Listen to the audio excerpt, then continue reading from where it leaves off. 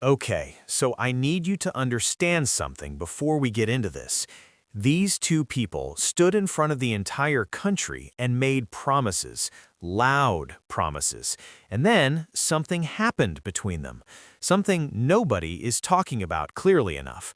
Because what broke down between Bondi and Patel is the clearest possible evidence that the Epstein files were never going to be fully released. Not because the documents do not exist, but because the people in charge of releasing them were protecting something. Let me take you back to February 2025. Kash Patel had just been confirmed as FBI director. Pam Bondi had just been confirmed as Attorney General, and within days, they were standing together at a joint press conference making the same promise. Patel said it directly: there will be no cover-ups, no missing documents, and no stone left unturned. Anyone from the prior or current bureau who undermines this will be swiftly pursued. Those were his exact words: no cover-ups, no missing documents, no stone unturned. The crowd went wild. The MAGA base was electric. Finally, they said, finally someone is going to open these files.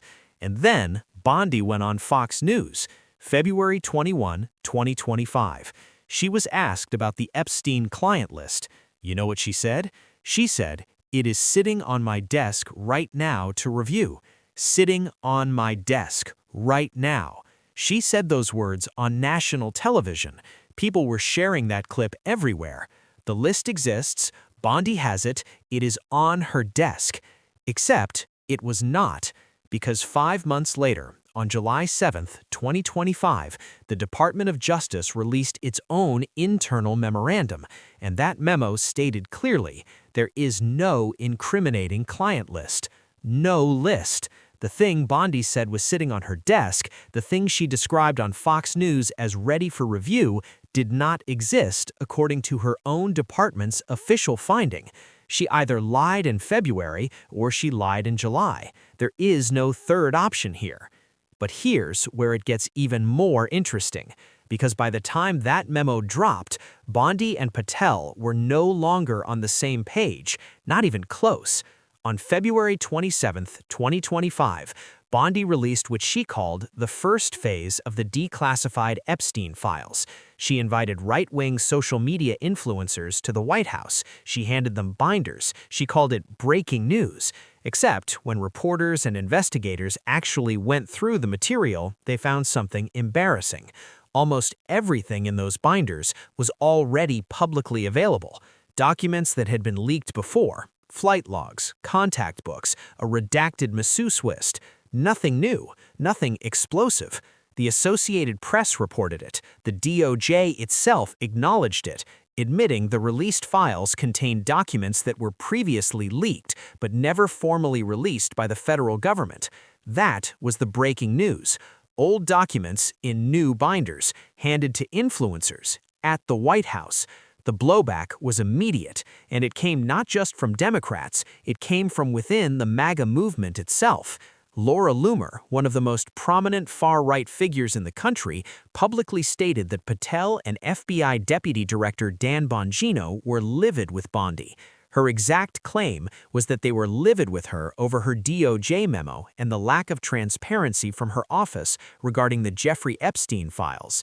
And then reports started emerging about a meeting between White House officials, DOJ officials, and FBI officials, where this dispute apparently came to a head, and there were claims that Patel might resign over it. Let that land for a second. The FBI director, the man who promised no cover-ups and no missing documents, was reportedly so furious with the Attorney General that resignation was on the table over the Epstein files. And then the reports got worse, because it emerged that the dispute may have been triggered by Bondi accusing Patel of leaking to a news outlet a story that was critical of her, a story that alleged Bondi was personally preventing the FBI from releasing more Epstein-related records. So according to these reports, the sequence was this. Patel allegedly leaked information suggesting Bondi was blocking document releases.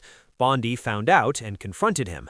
The confrontation turned into a full breakdown, and meanwhile, the files sat there, still sealed, still redacted, still unavailable to the public. But wait, because there is one more layer to this that almost nobody is connecting properly. In May 2025, Bondi briefed President Trump, and according to reporting from CNN, what she told him in that briefing was that his own name appeared in the Epstein files, Trump's name, in the Epstein documents. And after that briefing, something shifted. The administration's entire posture on the Epstein files changed almost overnight. The promises of full transparency quietly disappeared, the aggressive declassification rhetoric faded, and by the time the July memo dropped saying there was no client list, the message had completely flipped from what they had been saying since January. CNN's analysis of the timeline made this point explicitly. The efforts to downplay Epstein conspiracy theories and previous promises for disclosure really kicked off on May 18th, right after the period when Bondi briefed Trump about his name appearing in the files. Patel and Bongino appeared together on Fox News on May 18th, and the tone had changed. The fire was gone. The stone unturned energy had evaporated. Now let us talk about what the watchdog groups found, because in February 2026, the Democracy Defenders Fund filed a formal complaint against the DOJ. Their finding was this: in over 2 million pages of released Epstein documents, there was barely any trace of communications from Bondi, Patel, or Deputy AG Todd Blanche, the three people most directly responsible for handling and releasing these files. The complaint called it deeply troubling, and it alleged that the DOJ had impermissively narrowed the scope of what was required to be disclosed under the Epstein Files Transparency Act. In other words, the law said release everything, and the DOJ found a way to release everything except their own fingerprints. And then there is the matter of Congress, because Massey and Khanna, a Republican and a Democrat working together, looked at what was released and said it was not enough. Too many redactions, too much missing information. Massey told CBS's Face the Nation directly, "I think the most expeditious way to get justice for these victims is to bring inherent contempt against Pam Bondi." Inherent contempt. That means Congress arresting and trying the Attorney General of the United States for obstructing legislative functions. That is not a fringe position. That is a congressman who helped write the Epstein Files Transparency Act, saying the person running the Justice Department should be arrested for not following it. So let us put this all together, because when you line it up, it tells a very clear story. Bondi said the client list was on her desk. It was not. Patel promised no cover-ups and no missing documents. The watchdog found his communications were almost entirely absent from the released files. The administration released old documents in new binders and called it breaking news. When the real findings came out, they contradicted everything that had been promised. Bondi and Patel reportedly had a falling out so severe that resignation was discussed.